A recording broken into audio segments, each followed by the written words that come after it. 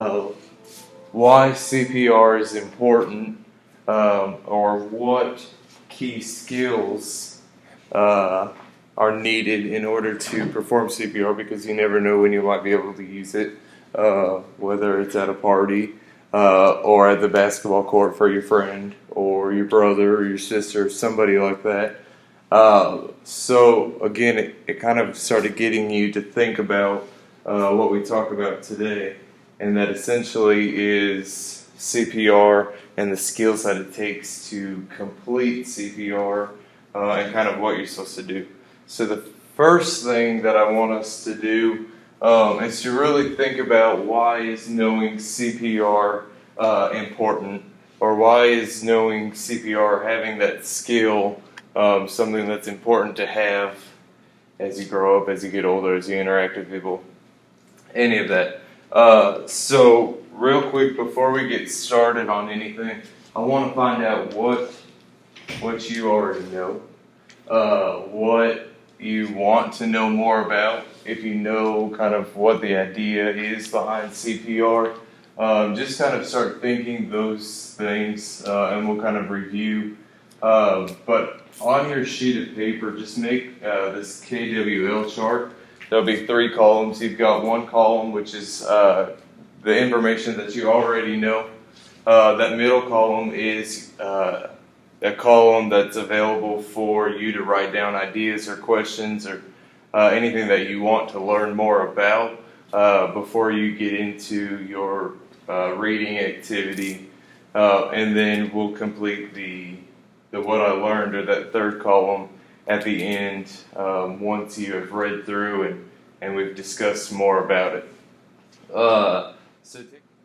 Alright, so now that you've had a few minutes to think about what you already know and what you want to learn, give me one idea that you already know about CPR.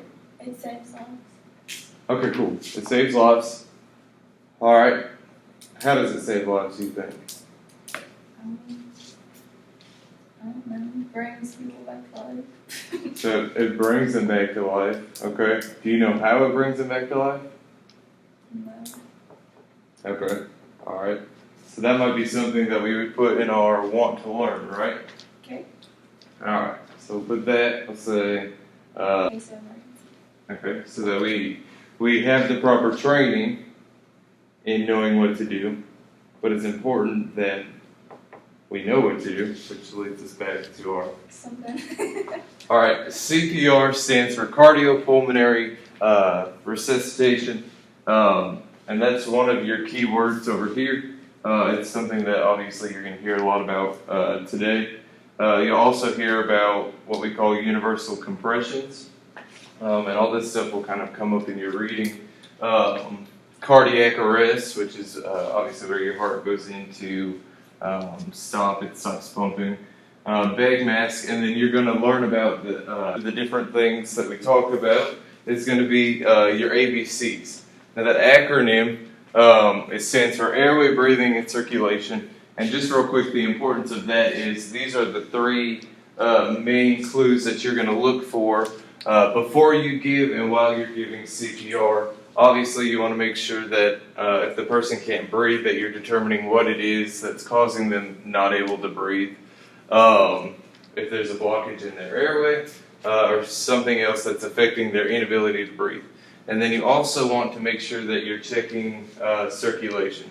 Obviously, that just goes into the idea that if you're not pressing down on the heart hard enough, the blood can't get to the places of the body and get back to the heart, and therefore it's not circulating. Alright, so again, just keep these keywords in mind. These are going to show up in your reading probably more on this idea.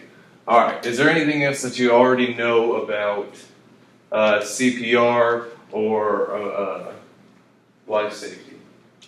To have that training? Good. Alright, now move over to the want to learn. What is it that you want to learn about CPR? The specific steps of CPR. Okay, so the steps of CPR. Alright, what are they? Alright. What else? Who can do CPR? Okay, good.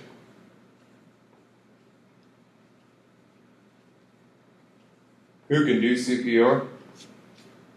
Just anybody random, or do you have to be specifically certified in it? Good. All right. You're going to have a little bit of time to review this small packet that I gave you, and it's just titled CPR handout. It's going to give you some good information, what to look for, what to do when you are giving CPR, what signs, and how the appropriate procedures are based on if you're doing it on an infant, a child, or an adult. So kind of go through that, and while you're reading, feel free to underline or highlight or put a star by anything that you feel like is important information, or where you kind of had that, oh, now I understand moment. And then we'll come back as a group, and then we'll talk about it. While you're reading that, though, or before you get started, I also have a handout that I'll give to you. And this handout is just kind of a CPR guide. And what this is right before you start reading, I want you to look through it and kind of fill in the blanks with information that you think that you know. It's okay that you don't know all of the right answers, because the purpose of it is for you to see what you already know, and then once you're reading, kind of go back and make the connections and say, oh, okay, I either did know this, or now I really did learn something from it. But you're taking your reading, and you're going to kind of analyze these notes and these articles from this packet to put down on that guide for you. So, do you have any questions? No? Okay.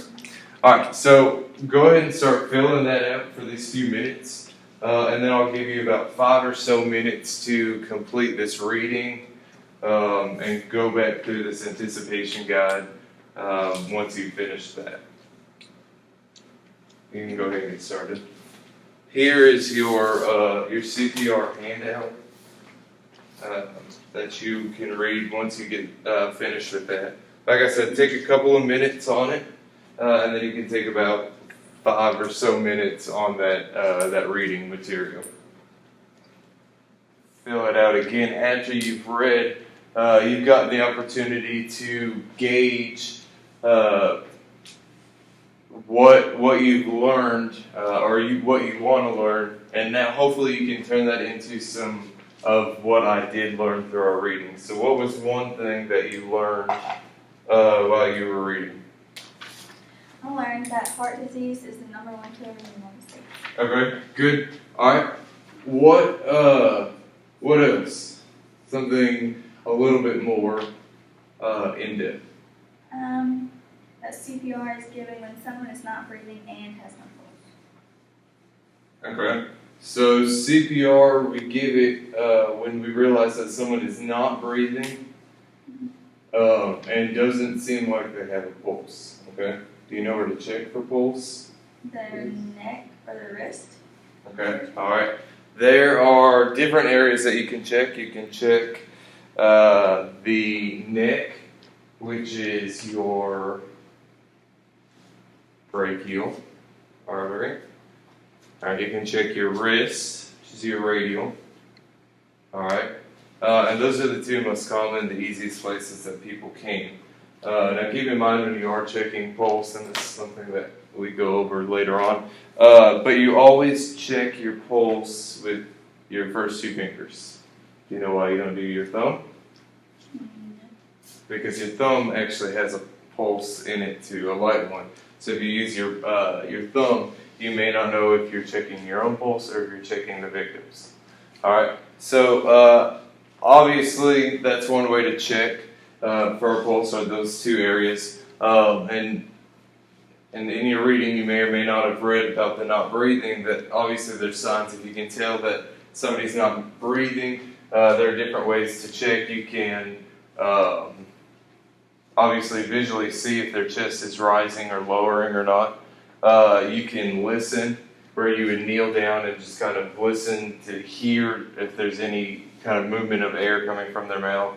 Or one other way, if the person that you come across appears to be unconscious, you can use the back of your hand and you can feel and see if you can feel the breaths coming out.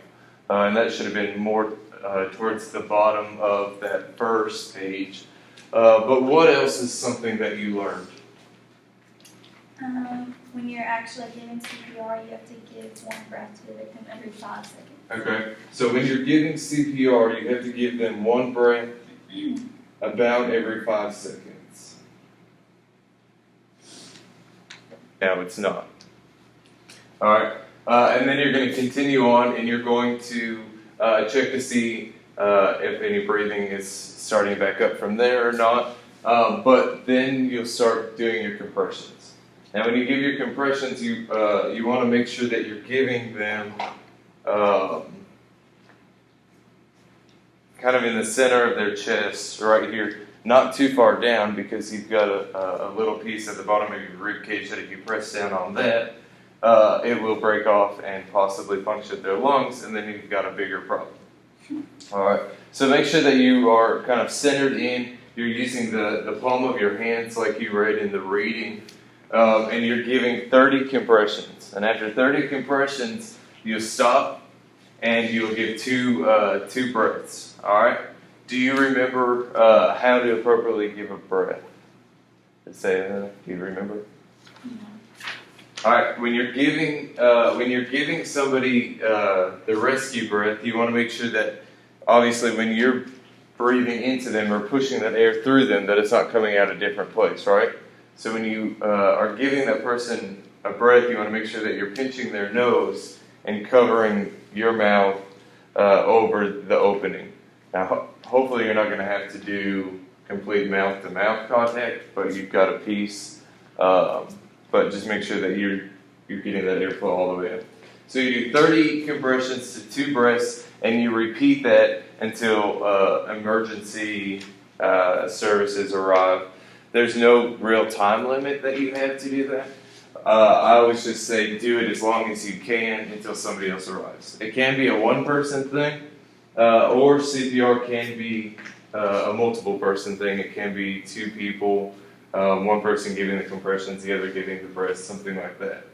All right, are there any other questions that you have on this what to learn? Oh, who can do CPR? All right, we should have read in there, if not, but anybody can do CPR. It's not something that you have to be CPR certified in doing necessarily, but as long as you have the training, if that event happens, you'll know what to do. Now, of course, if something happens and you're not officially trained, and you try and give CPR, and either they didn't want it or something happens, that's where problems might arise. But typically, it's best for everybody to know CPR so that you can help somebody if that ever comes in. All right, the risk of getting in trouble for performing CPR to save somebody's life is far less than the benefit of keeping somebody alive by helping them out. Just like that guy from Hernando at Kroger, I think, right? Dalton Smith. Dalton. Sure, Dalton. That's what He may not have been certified in it, but he was trained. And while the guy ultimately died from it, well, not from that, but while the victim ultimately died, he still was able to keep him alive long enough for the medical responders to get there and then his family to get to the hospital. All right, do you have any questions about what you read, about what you want to learn more about? No? All right, so on your KWO chart, go ahead and pull that back out. On that, put in at least 5 different things that you learned.